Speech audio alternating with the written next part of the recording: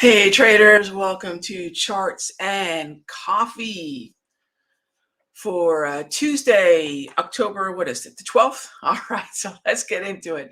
Happy Tuesday, everybody. Let's take a quick look at the economic calendar for today.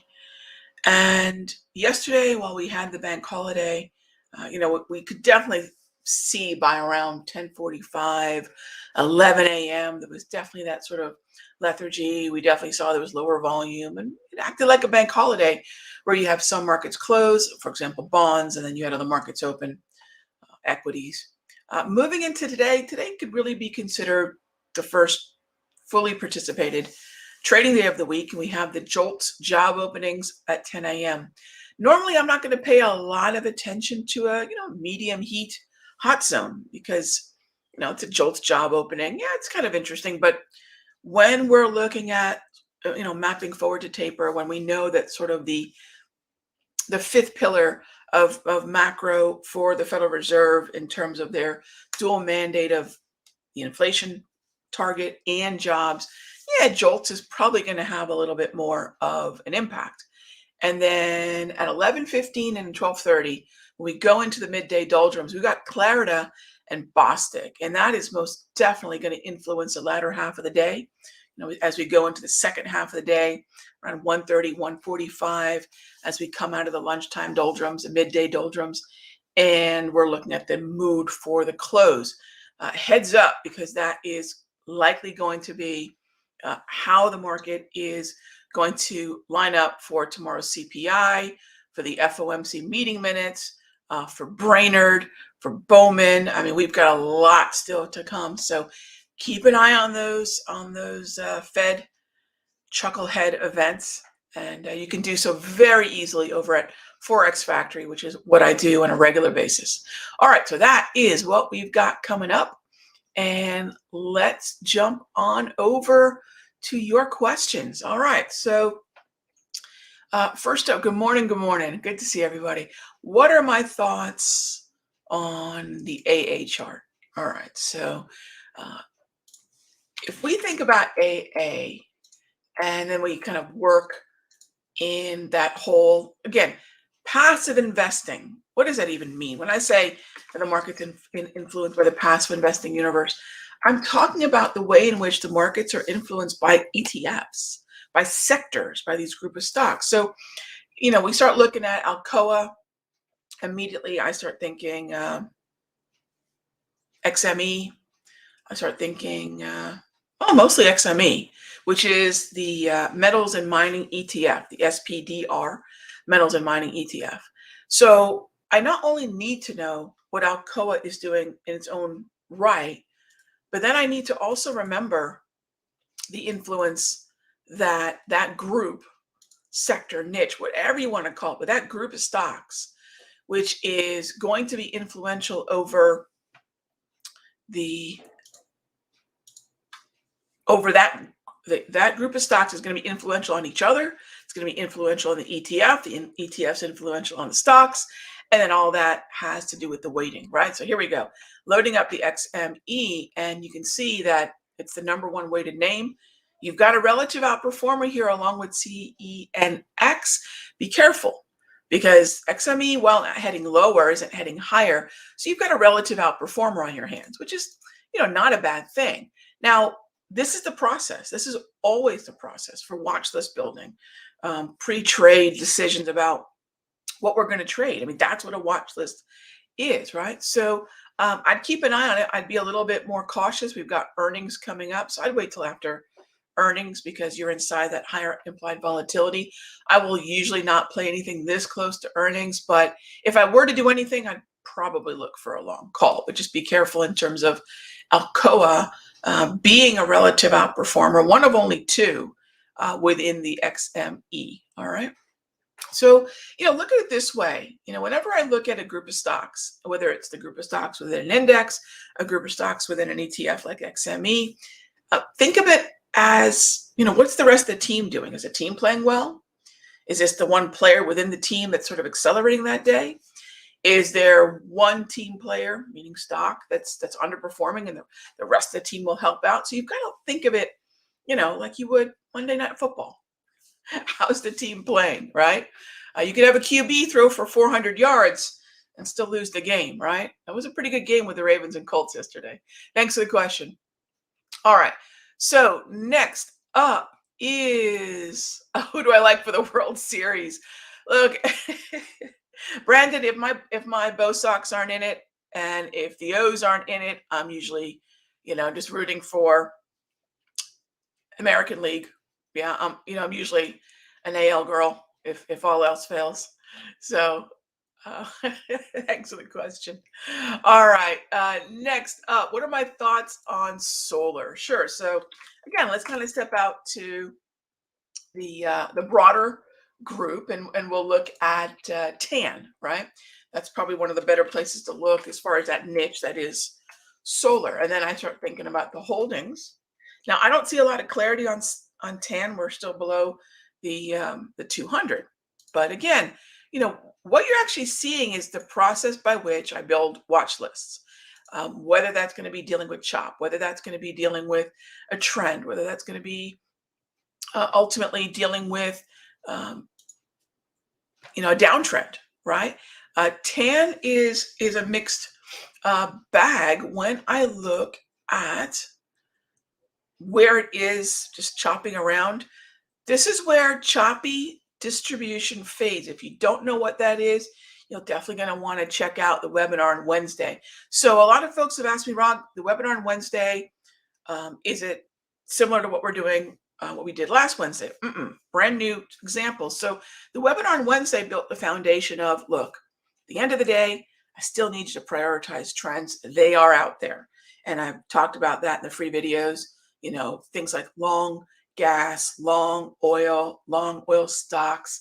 Those things are still working. There are trends in this market. But then, of course, we've got the indices that are very much in chop. So we've got S&P in chop. NASDAQ might be the first one to organize into a downtrend, but for now it remains in chop. Russell's been in chop almost all year. So we do have chop that we're dealing with as well.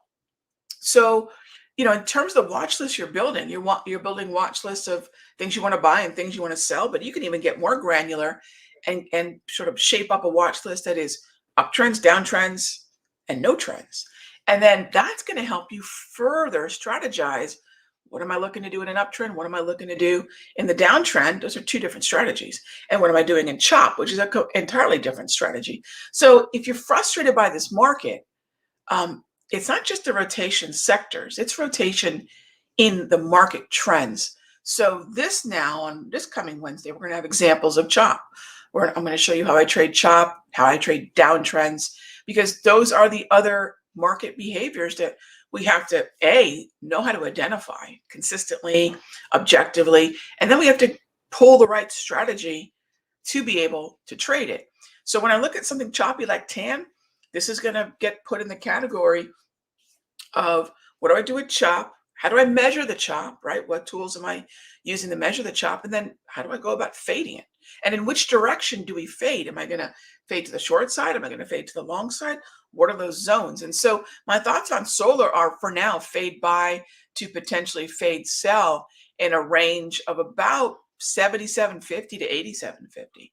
And that's where, I could play solar like that, but then, I might look at ENPH and try to determine if ENPH or SEDG or FSLR, where might there be better clarity at the individual stock level. So remember, if you sort of use the sector as the pivot point to pivot up to the index to understand what the Dow, S&P, NASDAQ might be doing, or just sort of the pivot to the more granular level, pivot down to the individual equities, you'll always find that sector is the touchstone for both. And that's so important, especially when you look at something like solar, like tan there, Brandon. Great question. Is it time to short the SPY? David, I did a video on Friday that talked about what I'm looking at in terms of short on the NAS. So it was actually the NAS that I was interested in shorting more so than the SPY. And let's go back to the sectors for a minute. Think about what's going on within the NASDAQ. Okay. XLC, XLY. Down, down, chop, right? Weak, weak, chop. I won't say down because this is not a downtrend yet, but look at the predominance of the red grab candles. Now let's take a look at SPY. What we're doing is, I might be eating a cookie, but we know inside the cookie went sugar, flour, eggs, milk, whatever, right? Chocolate chips. What are the ingredients? What is making up this index, and then what's making up the sector? So I look at from the index level to sectors, index sector stock. We're going to look at XLK, XLF, and XLV. So I've got this great downturn in XLV. I've got this pretty resilient strength in XLF, and I've just got chop in XLK. I think to put the finger on the S&P is far more difficult than the NAS right now. Now you add another layer to that NAS narrative and say TNX heading higher, relatedly, exactly the same thing. ZN 10-year futures heading lower. When the futures are heading lower, that actually means higher yields. So you'll notice TNX and ZN move inversely. So that's just another thing to add to the way in which we're looking at tech, and start putting all that together. And all of a sudden you realize, this is where my edge is. I would say SPY, and I'm trading that more at the sector level. I think the clarity and the edge for S&P is more, let's short healthcare and let's get long financials, right? That's what I mean about understand this kind of rotation. And by the way, this is exactly how I trade in the mastery, right? This is exactly how we stock and sector pick in the mastery. So, on Wednesday, at the end of the day, what are we talking about? How do I trade options, right? And which markets get my attention in this environment that is, I think on the surface looking pretty difficult, but not really. If you can say, look, this one strategy of buying the dips or a bullish oriented strategy worked in most things for the better part of over a year at this point. But now I can't use that strategy because the environment has changed. And everything starts with the environment. So really, how do you trade any market? And in last night's free video at the Simple Trading YouTube channel, that's a really good precursor for Wednesday's webinar. How do you trade any market? Well, first of all, you have to acknowledge just 4 market types, and then you can get to work. And then you can better categorize all the different simpler tools you have and say, oh, wait a minute, this is where I want to use squeeze. This is where I want to use ready and fire. This might be where I want to pay attention to the Darvis, etc. Hope that makes sense. So David, NAS has been on my radar since last Friday, so check that video out. And then in terms of all the different considerations for what's strong and what's weak, and what's in chop, check out last night's free video. And then all that will tie into Wednesday evening's conversation. All right, what are the dots at the bottom of my charts? That's the JT multi, Kristen, and most of the indicators on this screen, minus my V-score, VWAP, any of the V indicators, those are all tools that I use to identify automatically support, resistance, acceleration in the market, underlying market environment, and this is in the underlying market environment category.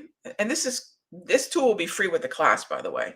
And why? Because it's necessary. It's necessary to understand at the moving average level, because that's what this is measuring. If you like stacked moving averages, that's kind of lingo that we like to use here at Simpler. What does that mean? Well, we love our Fibonacci-based moving averages here at Simpler. As you know, I think that 8, 13, 21, 34 are very important moving averages to consider. However, I don't want to look at them all together. I want to look at 8, 13, 21. I want to separate the 34. And that's why there's 2 series, there's 2 rows there. So I can separate sort of the near-term sentiment and momentum. I can separate that from the trend, right? So the idea here is I want to emphasize uptrends and downtrends, separate those strategically from non-trends, which is, again, only going to be for me once I add that 34 into that calculation. So I hope that makes sense.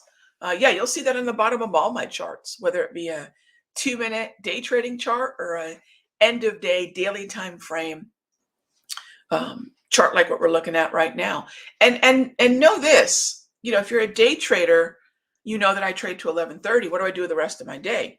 I switch to that end of day daily time frame interval, and that's where these trends are, I think, most visible, right? Most visible.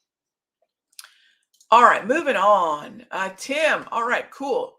We have a currency question. How much insight into the market direction can be gained from the Aussie yen carry? All right, so of course, this is just my opinion. I've been trading Forex for 2 decades now, and I'll tell you this. The carry trade, let's separate that from market direction for a moment, because I think a lot of times there's way too much made of the carry. And the reason I say that is because carry is just code for the difference between the different central bank rates. In other words, Australia typically has a higher central bank rate, as does New Zealand, and Japan usually has a lower central bank rate. But gosh, who doesn't have a low central bank rate right now? Carry trades are most appealing when that chasm of central bank rates is wider. I can show you central bank chasms carry back just even 6, 7, 8 years ago that were north of 5%. 5% difference between the two central banks. So as long as Aussie yen is moving higher and I get to collect 5% for simply being long Aussie yen, that's where that carry trade comes. It's an interest rate trade. All right. Now, take that to the next step. Aussie yen as a carry in terms of percentage is separate from this notion that it indicates market direction. Australian dollar typically is stronger. Any of the COM dolls are, Aussie, Kiwi, Loonie, is typically stronger when we have optimism about expanding economies and health of economies and a rising stock market that's a byproduct of that. The Aussie is usually strong and the yen is usually weak. Why? Because in that environment, if the yen is weak, Aussie is strong, I can sell or borrow the yen, use those funds to then buy higher yielding assets like stonks, right? So you can see where it's not a direct line, but it's almost like a circle. It's a cycle. And so when the carry is narrow, it's just less relevant. Is the Aussie yen indicative of overall trends of the market? Not as much as it used to be. Not as much as it used to be. So I don't follow it like I might have in the early to mid 2000s. It's still something that lingers, so I wouldn't ignore it, but it's not as influential as it once was. Okay. All right. Moving on to let's see. Sony pullback or reversal. So it's not a reversal. It did pull back. It's now in chop. So how about pullback is one of the things we could think about. Reversal, the idea that the market goes from an uptrend to a downtrend, or those V tops or very shallow U tops, is actually a rarity in the markets. Typically not that common. However, that being said, this is chop now. This is chop.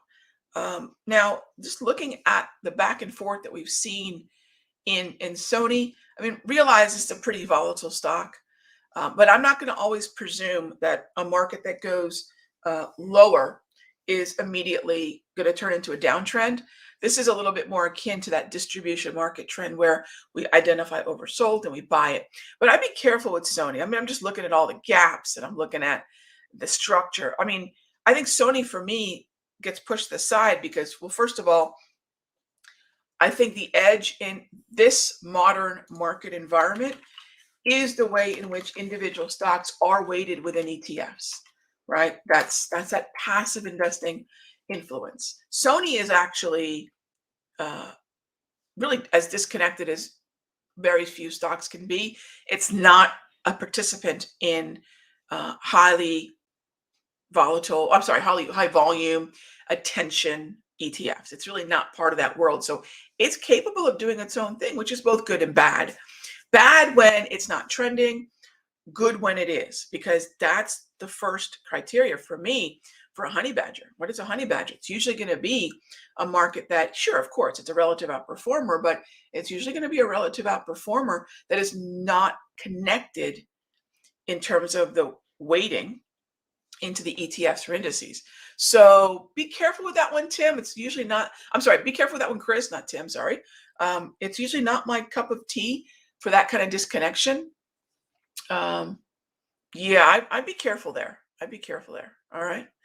Speaking of being careful, yes. So, question about natural gas. So we have a zone on natural gas. All right. Keith is asking, natural gas didn't hold. I don't look at this as a break of support, my friend. I just look at it as actually sinking deeper into our zone of buying. We had an aggressive level initially, and then now we're just sinking into another zone of buying. So I don't look at this as not holding. I look at this as the aggro, which I'm always going to presume may have difficulty, is sinking a little bit more. All right. Okay. So with that being said, thanks for the questions. I will see you all tomorrow, same time, same station. As always, be good to each other. I'll see you in the next Charts and Coffee.